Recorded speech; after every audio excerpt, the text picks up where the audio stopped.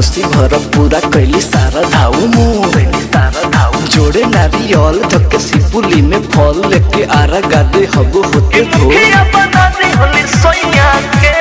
करतानी छठ पर वांगना में कोसी भर पूरा कैली सारा धाऊ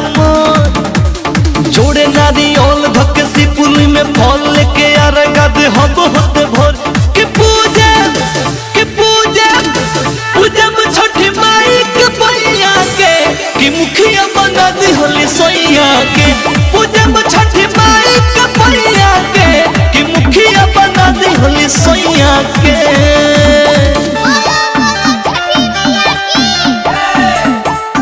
म्यूजिक बाय उपेंद्र बाबू। कि मुखिया बना दी होली सोइया के जिंदगी के पाना पर अरे को दिहली साइन हो गाँव भर को होता अरे हम मुखियाइन हो जिंदगी के पाना पर को दिहली साइन हो गाँव भर को होता हम मुखियाइन हो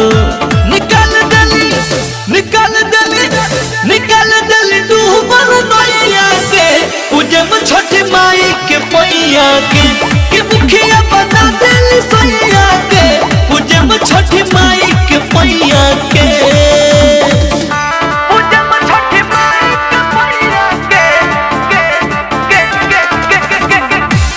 मुखिया बना दी होली सैया के अरविंदन मुलदौरा माथे लेके जइहे हो बबुआ नीतीश घाटे भजन गइहे हो अरविंदन मुलदौरा माथे लेके जइहे हो बबुआ नीतीश घाटे भजन गइहे हो